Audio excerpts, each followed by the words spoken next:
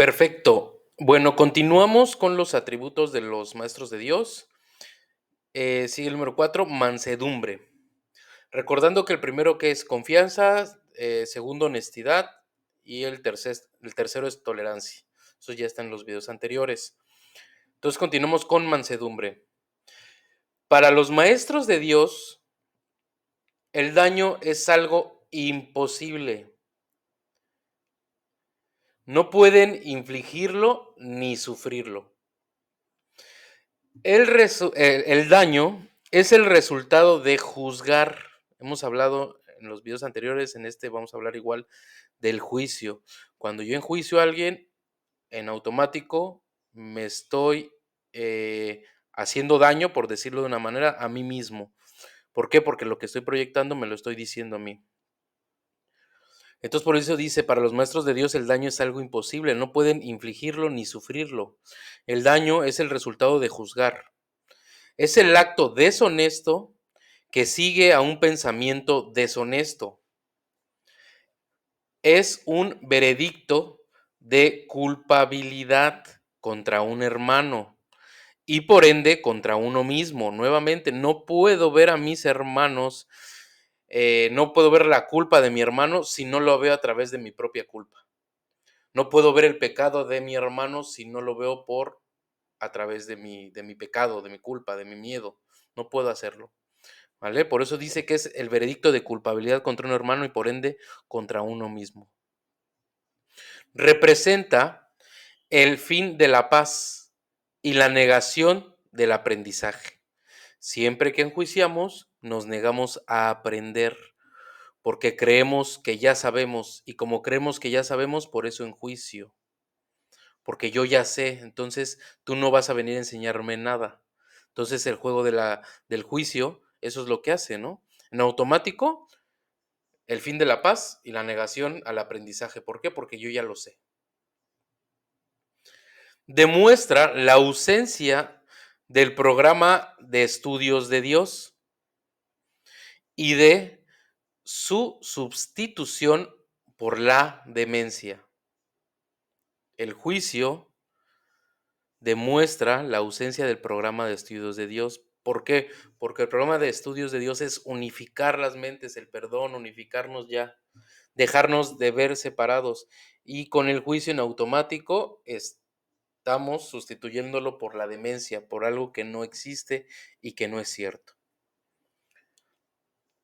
Todo maestro de Dios tiene que aprender y bastante pronto en su proceso de formación, que hacer daño borra completamente su función de su conciencia.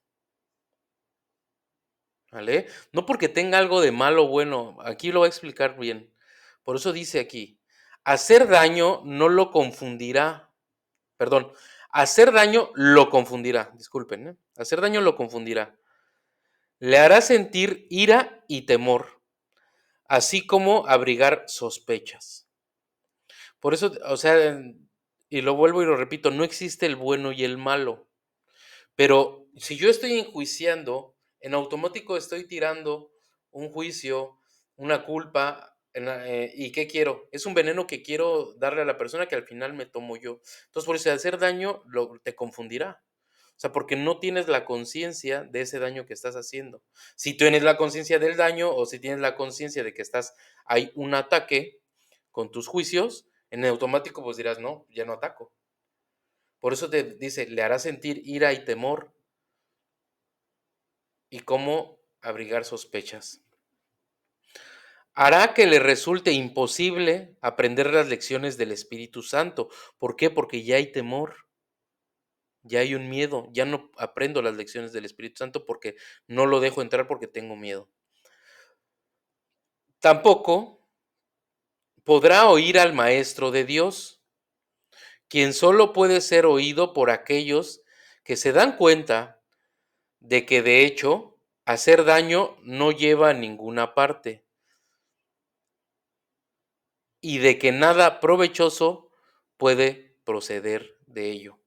Por eso te dice, y lo dice anteriormente, o sea, de lo que yo aprendo, si yo estoy aprendiendo que el juicio lo único que va a hacer es mantenerme confundido, sentir temor, ira, etcétera, sí, ¿qué pasaría si lo dejo a un lado? Si dejo el juicio totalmente a un lado. Ahora sí voy a poder escuchar al Maestro de Dios o la voz que habla por Dios, el Espíritu Santo, ¿vale? Y nos damos cuenta porque justo me he dado cuenta que a través de mi juicio, que a través de mi culpa, no pueda haber nada provechoso que venga de ello. Cuando, cuando en este caso se lo dejo al Espíritu Santo, voy a ver lo provechoso que puede ser ello. Solamente es cambiar el pensamiento a través del amor o a través del miedo, no hay más. Los maestros de Dios, por lo tanto, son completamente mansos, que es la mansedumbre, ¿no? Necesitan la fuerza de la mansedumbre, es decir, de no hacer nada, de ser totalmente manso. Pues gracias a ella, la función de la salvación se vuelve fácil. Ya no hay culpas, ya no hay rencores, ya no hay juicio, ya no requiero de eso para aprender, para creer que aprendo o para creerme protegido.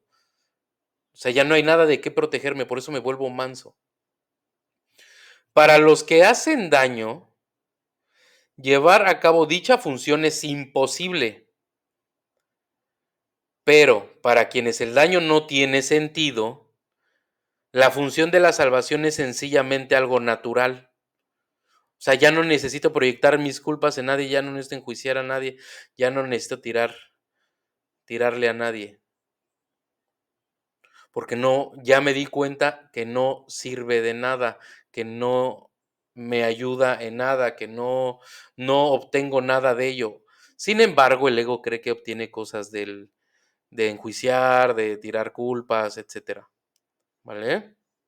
Por eso dice aquí, pero para que el daño no tiene sentido, o sea, ya no tiene sentido, ya no hay nada ahí. O sea, ya no tengo por qué enjuiciar si sé que soy yo mismo. Entonces, por eso la función de salvación es sencillamente algo ya natural. Y pregunta, ¿qué otra elección, si no esta tiene sentido para el que está en su sano juicio? ¿Quién de percibir un camino que conduce al cielo elegiría el infierno? Es decir, te está diciendo, no enjuicies, ya no enjuicies. Vuélvete manso, no enjuicies, ya no quieras culpar a tus hermanos, no quieras agredir a tus hermanos, ya, déjalo a un lado, porque ese es un camino hacia el cielo. Entonces, quieres elegir entre el cielo o el infierno, tú lo decides a través del juicio, a través del perdón o de la unidad, del amor. ¿Y quién elegiría la debilidad que irremediablemente resulta de hacer daño cuando puede elegir la fuerza infalible, toda abarcadora e ilimitada de la mansedumbre? El poder de los maestros de Dios radica en su mansedumbre, en que sepan que nada los puede atacar y por ende no pueden atacar, porque nada los puede atacar si ellos, o en este caso nosotros, si no queremos que nada nos ataque, viene de nosotros. Si yo soy manso, no hay por qué temer, no, o sea, ¿qué me haría dudar? ¿Qué me haría ser agresivo? A menos que le tuviera miedo a mi hermano, ¿vale? El poder de los maestros de Dios radica en su mansedumbre, pues han entendido que sus pensamientos de maldad no emanaban del Hijo de Dios ni de su Creador, sino del ego. Por lo tanto, unieron sus pensamientos a aquel, es decir, a Dios, que es su fuente, y así su voluntad, que siempre fue la de Dios, quedó libre para hacer lo que es. ¿Vale? Aquí no está diciendo que los pensamientos de maldad, de miedo, etcétera, vienen de los pensamientos de separación. Sin embargo, los pensamientos de separación solamente son una ilusión. Sin embargo, los hemos creído tanto en este mundo que ciertamente todo el tiempo lo repetimos, ¿no? Y se pasa de lanza, y ve el gobierno, y ve los impuestos, todo me hace daño. Me vuelvo el sueño en vez del soñador del sueño. ¿Vale? 5. Júbilo. El júbilo es el resultado inevitable de la mansedumbre. La mansedumbre significa que ahora el miedo es imposible. Ya no hay miedo. ¿Por qué va a haber miedo si ya no, si yo ya no ataco? Ya no me voy a sentir atacado por ende. Cuando me da miedo es porque ataco, porque enjuicio, porque tiro mi culpa. Donde ya no hay eso, no tengo por qué tener miedo. Por eso dice, ¿qué podría entonces obstaculizar el júbilo? Las manos abiertas de la mansedumbre están siempre llenas. Los mansos no experimentan dolor, no pueden sufrir. Y pregunta, ¿cómo no van a ser felices? Nos está diciendo cómo obtener la paz de Dios en nosotros aquí en la tierra, en el mundo, dejando de enjuiciar, dejando de culpar a mis hermanos, dejando de enjuiciar las cosas, las situaciones, todo, dejándolo a un lado. Ser manso es dejarme llevar por el Espíritu Santo, por Dios, en todo, en cada paso que doy y con esa confianza de que lo estoy dando con Dios. ¿Vale? Están seguros de que son amados y de que por lo tanto están a salvo. ¿Se dan cuenta? Que Dios es uno con ellos y son amados por Dios porque Dios es solo amor. Por eso el júbilo va unido a la mansedumbre, tan inevitablemente como el pesar acompaña al ataque. Es decir, si no tengo nada que atacar, no tengo por qué tener miedo. Si todavía tengo pensamientos de ataque, ahí vienen mis miedos, porque aún quiero atacar, aún quiero hacer daño. Y por ende, ese daño que quiero dar o a ese ataque es para mí, nada más. Aunque yo crea que lo voy a hacer hacia afuera, es inevitable. Todo lo que yo haga a mis hermanos es por ende hacia mí porque todo es una proyección de mí. Y ponen aquí, los maestros de Dios confían en Él y están seguros de que su maestro, es decir, el Espíritu Santo, va delante de ellos, asegurándose de que no les acontezca ningún daño.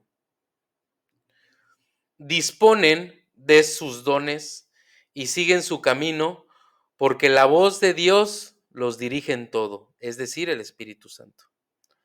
El júbilo es un canto de gratitud y Cristo los contempla también con agradecimiento.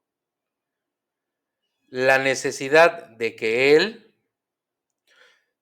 es decir, Dios, tiene de ellos es tan grande como la que ellos tienen de Él. Qué gozo tan inmenso compartir el propósito de la salvación. En este caso, el no juicio, el no ataque, el pensar en solamente unificar mi mente con la de mis hermanos. Hay una frase que dice aquí el curso que dice, entre tu mente y la mía no hay separación. Empezarnos a ver así para que empecemos a quitar esos miedos, esas incertidumbres, esas culpas, esos juicios que tenemos. ¿Vale? Posteriormente vamos a seguir con indefensión.